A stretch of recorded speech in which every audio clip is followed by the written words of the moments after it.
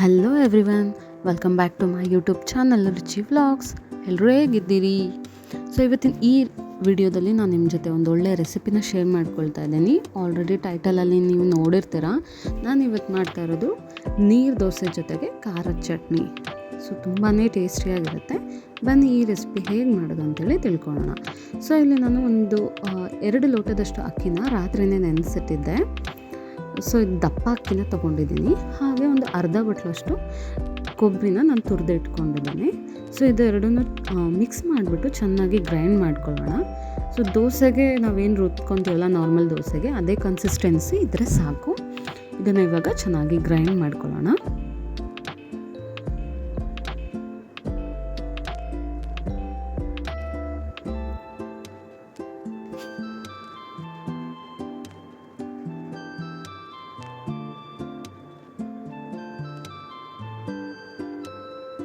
So ಆದಷ್ಟು ಇದಕ್ಕೆ ದಪ್ಪ ಅಕ್ಕಿನ ಯೂಸ್ ಮಾಡಿ. ನಾರ್ಮಲ್ ಊಟದ ಅಕ್ಕಿಯಲ್ಲಿ ಇದು ಅಷ್ಟು ಚೆನ್ನಾಗಿ ಬರೋದಿಲ್ಲ. ಸೊ ಇವಾಗ ಇದನ್ನು ಚೆನ್ನಾಗಿ ತೆಳ್ಳಗೆ ರುಬ್ಕೊಂಡಿದ್ದೀನಿ. ಸೊ ಇದಕ್ಕೆ ನಾನು 1 ಲೋಟ ಅಕ್ಕಿಗೆ 2 ಲೋಟದಷ್ಟು ನೀರು ಹಾಕ್ಕೊಂಡಿದ್ದೀನಿ. ಸೊ ಇದು ತೆಳ್ಳಗಿರಬೇಕು, ನೀರು ಕನ್ಸಿಸ್ಟೆನ್ಸಿಯಲ್ಲಿ ಇರಬೇಕು. ಸೊ ಹಾಲಿನ ಕನ್ಸಿಸ್ಟೆನ್ಸಿ ಬೆಸ್ಟ್ ಕನ್ಸಿಸ್ಟೆನ್ಸಿ, ಆ ಕನ್ಸಿಸ್ಟೆನ್ಸಿಯಲ್ಲಿ ಇರಬೇಕು. ಸೊ ಇವಾಗ ನೋಡಿ ಇದಕ್ಕೆ ಉಪ್ಪನ್ನು ಆ್ಯಡ್ ಮಾಡಿಬಿಟ್ಟು ಚೆನ್ನಾಗಿ ಮಿಕ್ಸ್ ಮಾಡಿ ಇದನ್ನು ನಾನು ಸೈಡಲ್ಲಿ ಎತ್ತಿಡ್ತಾ ಇದ್ದೀನಿ. ಕನ್ಸಿಸ್ಟೆನ್ಸಿ ನೋಡ್ಬೋದು ನೀವು, ಈ ಥರ ನೀರು ಥರ ಇರಬೇಕು. ಸೊ ಅದಾದಮೇಲೆ ಚಟ್ನಿಗೆ ರೆಡಿ ಮಾಡ್ಕೊಳ್ಳೋಣ. ಇದಕ್ಕೆ ಏನೇನು ಬೇಕಂತೆಲ್ಲ ತಿಳಿಸ್ಕೊಡ್ತೀನಿ.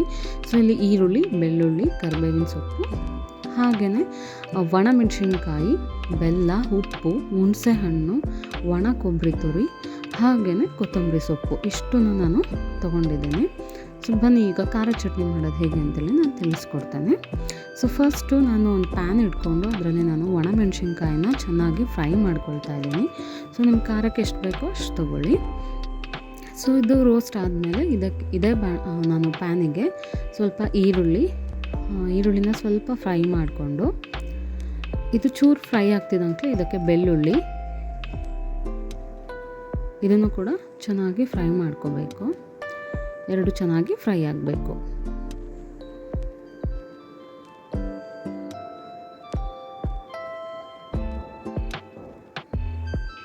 ಸೊ ಖಾರ ಚಟ್ನಿ ಅಂದರೆ ದೋಸೆಗೆ, ಈ ನಾರ್ಮಲ್ ದೋಸೆ ಮಾಡ್ತೀವಲ್ಲ ಆ ದೋಸೆಗೆ ಕೂಡ ತುಂಬಾ ಟೇಸ್ಟಿಯಾಗಿರುತ್ತೆ ಖಾರ ಚಟ್ನಿ. ಇದು ಕಡುಬಿನ ಜೊತೆ ತುಂಬ ಚೆನ್ನಾಗಿರುತ್ತೆ. ಸೊ ಖಾರ ಚಟ್ನಿ ನೀವು ಮಾಡಿಕೊಂಡು ಬೇಕಿದ್ರೆ ಒಂದೊತ್ತು ನೀವು ಅನ್ನ ಮಾಡಿಕೊಂಡು ಬಿಸಿ ಅನ್ನಕ್ಕೆ ತುಪ್ಪ ಹಾಕ್ಕೊಂಡು ಖಾರ ಚಟ್ನಿ ಹಾಕ್ಕೊಂಡು ತಿಂದರೆ ತುಂಬಾ ರುಚಿಯಾಗಿರುತ್ತೆ. ಸೊ ಇವಾಗ ನಾನು ಕರಿಬೇವಿನ ಸೊಪ್ಪು ಕೂಡ ಆ್ಯಡ್ ಮಾಡ್ಕೊಂಡಿದ್ದೀನಿ. ಸೊ ಇದನ್ನು ಫ್ರೈ ಆದಮೇಲೆ ನಾನು ಒಣ ಕೊಬ್ಬರಿ ತುರಿನ ಹಾಕ್ಕೊಳ್ತಾ ಇದ್ದೀನಿ. ಇದನ್ನು ಕೂಡ ಸ್ವಲ್ಪ ಬಿಸಿ ಮಾಡ್ಕೊಳ್ತಾ ಇದ್ದೀನಿ. ಚೆನ್ನಾಗಿ ಗ್ರೈಂಡ್ ಆಗುತ್ತೆ ಅಂತ ಹೇಳ್ಬಿಟ್ಟು ಸ್ವಲ್ಪನೇ ಬಿಸಿ ಮಾಡ್ಕೊಳ್ತಾ ಇದ್ದೀನಿ. ಸೊ ಇದೆಲ್ಲ ರೋಸ್ಟ್ ಮಾಡಿ ಆದಮೇಲೆ ಸ್ಟವ್ ಆಫ್ ಮಾಡಿ ಸ್ವಲ್ಪ ತಣ್ಣಗಾಗಕ್ಕೆ ಬಿಡೋಣ. ಇದೊಂದು ಚೂರು ತಣ್ಣಗಾದಮೇಲೆ ಇದನ್ನು ನಾವು ಜಾರಿಗೆ ಹಾಕ್ಕೊಂಡು ಮಿಕ್ಕಿದ ಇಂಗ್ರೀಡಿಯೆಂಟ್ಸ್ನೆಲ್ಲ ಆ್ಯಡ್ ಮಾಡಿಬಿಟ್ಟು ಮಿಕ್ಸಿ ಮಾಡ್ಕೋಬೇಕು. ಎಷ್ಟಾಗುತ್ತೆ ಅಷ್ಟು ಸಣ್ಣಗೆ ಇದನ್ನು ಮಿಕ್ಸಿ ಮಾಡ್ಕೋಬೇಕು.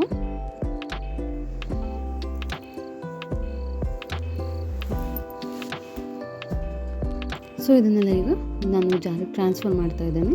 ಸೊ ಹಾಗೆಯೇ ಒಣಮೆಣಸಿನ್ಕಾಯಿ, ಬೆಲ್ಲ, ಉಪ್ಪು, ಹುಣಸೆಹಣ್ಣು, ಹಾಗೆಯೇ ಕೊತ್ತಂಬರಿ ಸೊಪ್ಪು, ಇದನ್ನು ಕೂಡ ಆ್ಯಡ್ ಮಾಡ್ಕೊಂಡಿದ್ದೀನಿ.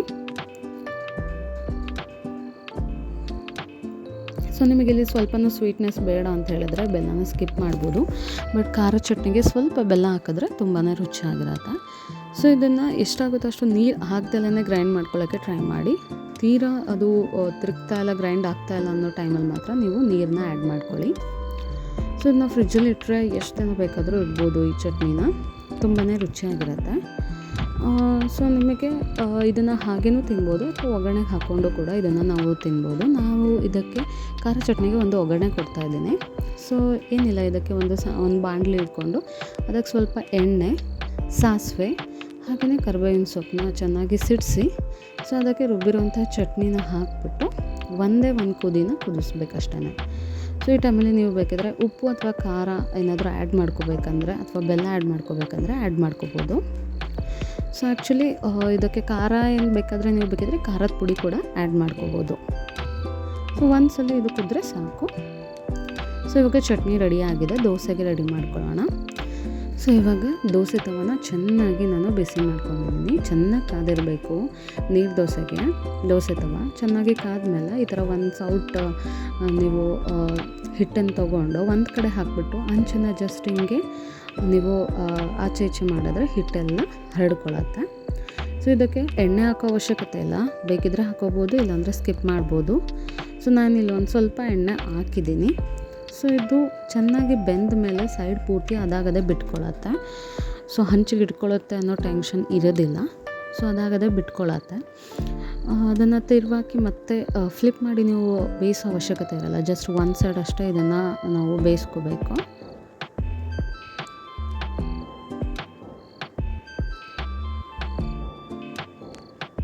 ನೋಡ್ತಾ ಇರ್ಬೋದು ಎಷ್ಟು ನೀಟಾಗಿ ಇದು ಬರ್ತಾ ಇದೆ ದೋಸೆ. ಎಲ್ಲೂ ಕೂಡ ಹಿಡ್ಕೊಂಡಿಲ್ಲ ಹಂಚಿಗೆ, ಹಾಗೆ ಎಲ್ಲೂ ಕೂಡ ಅರ್ದಿಲ್ಲ. ಅಷ್ಟು ಚೆನ್ನಾಗಿ ಬರುತ್ತೆ ದೋಸೆ ಜೊತೆಗೆ ಈ ಖಾರ ಚಟ್ನಿ ತುಂಬಾ ಟೇಸ್ಟಿಯಾಗಿರುತ್ತೆ. ಸೊ ಮತ್ತೊಂದು ದೋಸೆ ಹಾಕೋದು ನಾನು ತೋರಿಸ್ಕೊಡ್ತೀನಿ ನೋಡಿ. ಜಸ್ಟ್ ಇಲ್ಲಿ ಈ ಥರ ಹರಡ್ಕೋಬೇಕು ಅಷ್ಟೇ. ನೀವು ಎಷ್ಟು ತೆಳ್ಳಗೆ ಬೇಕಾದರೂ ಮಾಡ್ಕೋಬೋದು. ಇದು ಯಾವ ಕಾರಣಕ್ಕೂ ದೋಸೆ ಹಂಚಿಗೆ ಅಂಟ್ಕೊಳ್ಳೋದಿಲ್ಲ, ತುಂಬಾ ಚೆನ್ನಾಗಿ ಬರುತ್ತೆ. ಸೊ ಈ ದೋಸೆ ಜೊತೆಗೆ ಸ್ವೀಟ್ ಕೂಡ ಮಾಡ್ತಾರೆ, ಕಾಯಿ ಹಾಲು ಅಂತ ಹೇಳ್ಬಿಟ್ಟು. ಸೊ ಅದನ್ನು ನಾನಿವತ್ತು ಮಾಡಿಲ್ಲ. ಸೊ ದೋಸೆ ಜೊತೆಗೆ ಖಾರ ಚಟ್ನಿನ ಮಾಡಿದ್ದೀನಿ. ಸೊ ಇದು ತುಂಬಾ ಟೇಸ್ಟಿಯಾಗಿತ್ತು, ಚಟ್ನಿ ಮತ್ತು ದೋಸೆ. ಸೊ ನಮ್ಮನೇಲಂತೂ ಎಲ್ಲರೂ ತುಂಬ ಇಷ್ಟಪಟ್ಬಿಟ್ಟು ಈ ದೋಸೆ ಮತ್ತು ಚಟ್ನಿನ ತಿಂದರು. ಸೊ ನೀವು ಕೂಡ ಮನೇಲಿ ಒಂದ್ಸಲ ಟ್ರೈ ಮಾಡಿ ಈ ರೆಸಿಪಿನ. ಹೇಗೆ ಬಂತು ಅಂತೇಳಿ ನನಗೆ ಕಾಮೆಂಟ್ ಸೆಕ್ಷನ್ನಲ್ಲಿ ತಿಳಿಸಿ. ಸೊ ಈ ವಿಡಿಯೋ ಇಷ್ಟ ಆಗಿದ್ದರೆ ನನಗೆ ಲೈಕ್ ಮಾಡಿ, ಸಬ್ಸ್ಕ್ರೈಬ್ ಮಾಡಿಕೊಂಡು ವಿಡಿಯೋನ ನೋಡಿ.